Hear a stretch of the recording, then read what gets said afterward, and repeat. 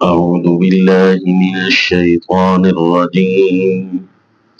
بسم الله الرحمن الرحيم. واذكروا نعمة الله عليكم وميثاقه الذي واثقكم به إذ قلتم سمعنا وأطعنا واتقوا الله إن الله عليم بذات الصدور. وصلی اللہ علی النبی الکریم.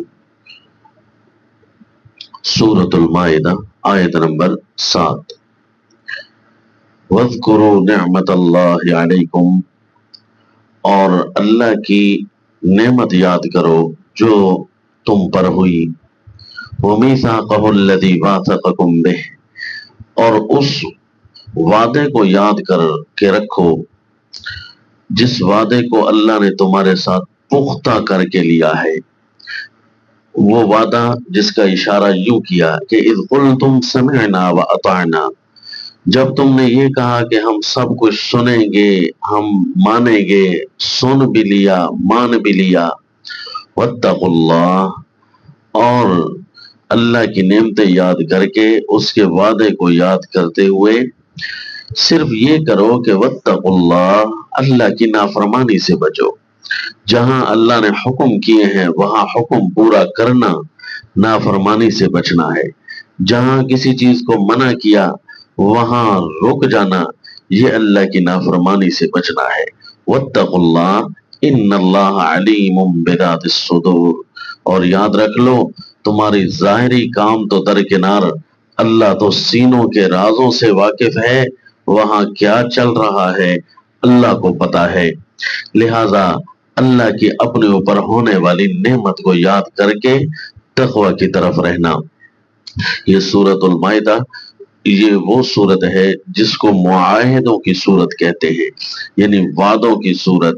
اللہ کریم نے شروع میں ہی لفظ ارشاد فرمایا یا ایھا الذین آمنوا اوفوا بالعقود، اے لوگوں جو تم نے وعدے کیے ہیں نا وہ پورے کرو، اپنے اللہ کے ساتھ وعدے.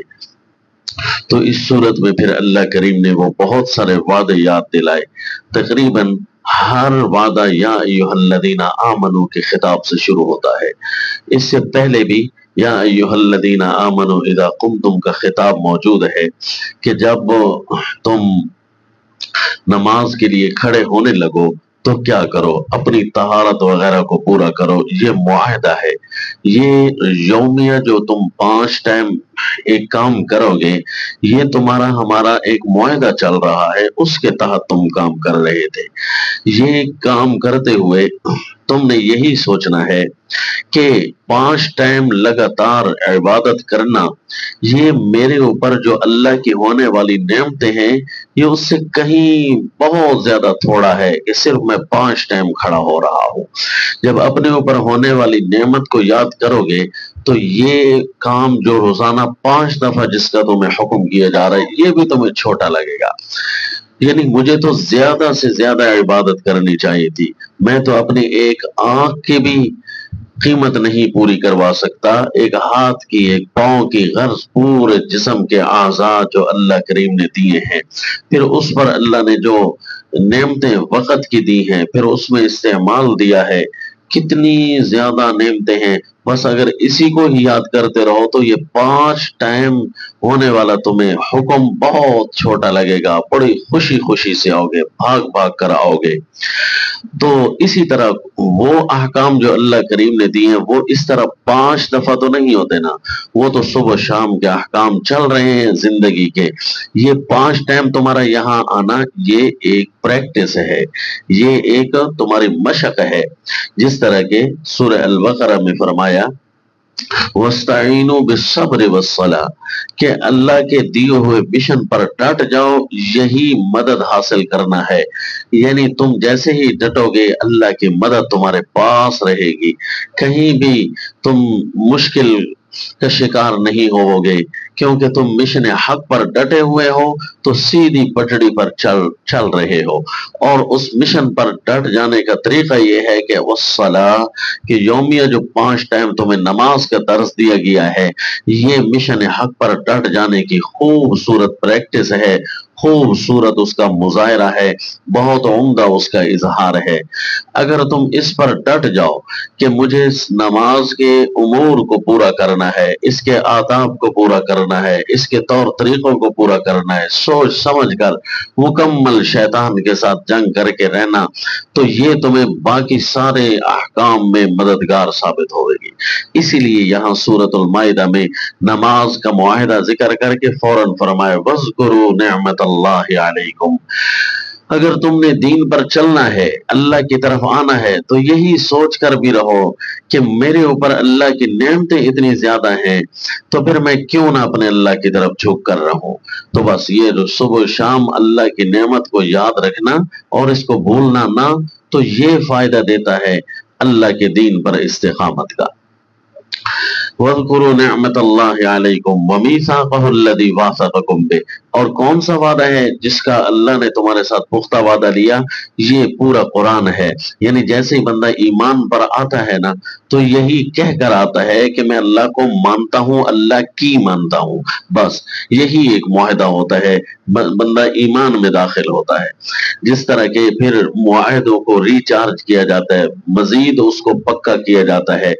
رسول اللہ صلی اللہ علیہ وسلم اس کو یوں پکا کراتے تھے کہ صحابی فرماتے ہیں کانو یبایعون رسول اللہ صلی اللہ علیہ وسلم علیہ عند اسلامہم، کہ رسول اللہ صلی اللہ علیہ وسلم کے ہاتھ جس چیز پر صحابہ بیعت کرتے تھے وہ یہ تھی بایعنا رسول اللہ صلی اللہ علیہ وسلم علی السمع والطاعہ فی منشتنا ومکرہنا وآثارت علینا وَأَلَّا نُنَازِعَ الْأَمْرَ أَهْلَهُ، کہ ہم نے رسول اللہ صلی اللہ علیہ وسلم کے ہاتھ پر بیعت کی ہے علی السمع والطاعہ، کہ سنیں گے بھی صحیح اور مانیں گے بھی صحیح۔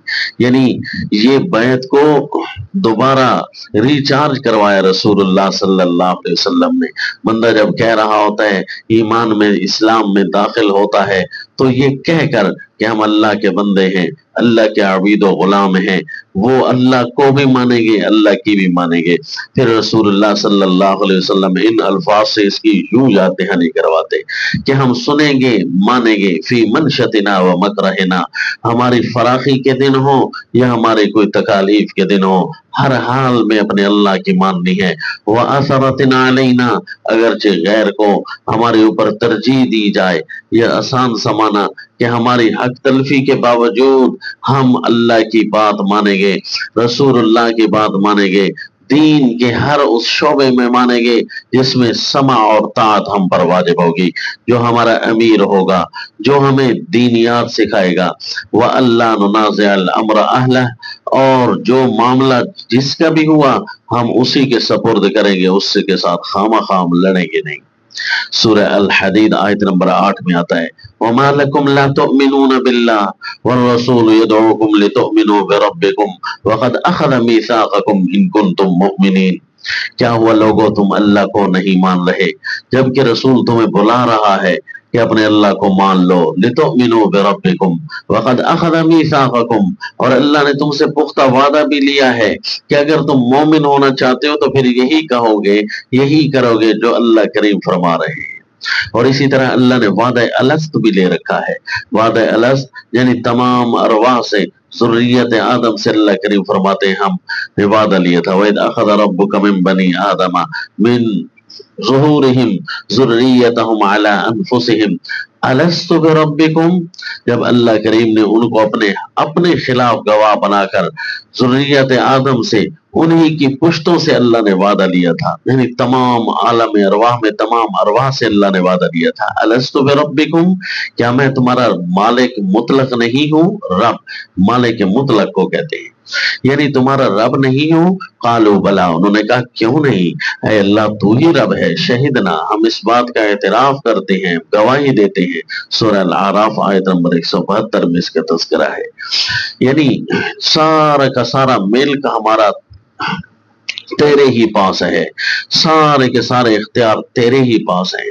बस ये मुआहदे हैं, जब मुआहदा बंदा कर चुका है तो बस उसमें फिर यही काम करे कि अब नाफरमानी नहीं करनी।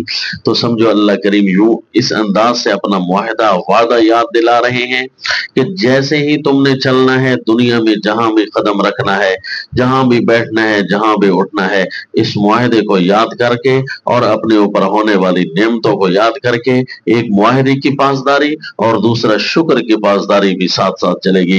ये मेरा अल्लाह मुझे नेमतें दे रहा है तो मैं क्यों ना अल्लाह करीम के सामने तकवा का खूब करके इजहार करूं, यानी कोई भी नाफरमानी न करूं, इसी से बचता रहूं। यही बहुत बड़ा तकवा है।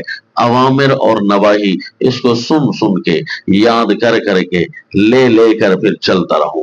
तो अवामिर और नवाही का, समयना व अताना का पूरा पता तो उस तरह ही चलता है ना कि जब कुरान सामने हाजिर पाश हो, कि कुरान की आयतें आंखों के सामने चल रही हो, तो ये कैसे चलेंगी?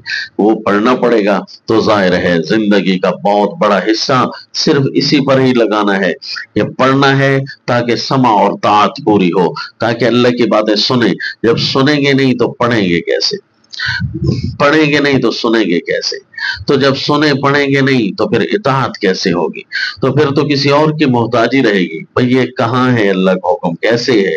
पता ही नहीं चलेगा कि जिंदगी के ऐसे राहों में गुजर रहा हूँ जहां अल्लाह करीम ने मेरे लिए कुछ हुक्म फरमाए हैं, पता ही नहीं होगा। तो इसका मतलब है अल्लाह की नेमत याद करने में, मुआहदे याद करने में, मुआहदे को पहले पढ़ना तो है ना, बस पढ़कर फिर समा और ता, फिर सुनना और मानना चलेगा। फिर पता चलेगा कहाँ कहाँ अहकाम है जिनको करना है, जिसका नाम तकवा है, कहाँ कहाँ अल्लाह की नवाही यानी मना है तो उनसे बचना है, यही तकवा है। तो ये तब ही होगा जब अल्लाह करीम की बातें आंखों के सामने चल रही हो। तो इतना कुरान पढ़ना, इतना कुरान पढ़ना, इतना याद करना, इतना अल्लाह की आयतों को अपने सामने गुजारना कि सारा का सारे अल्लाह के अहकाम, 114 सूरतें अल्लाह करीम ने नाजिल किए, इन सब के अहकाम का अलग अलग रंग है। इसको पढ़कर चलते रहने से फिर इस आयत पर अमल करते हुए फिर लज्जत भी महसूस होगी। वमा अलैना इल्लल बलाग।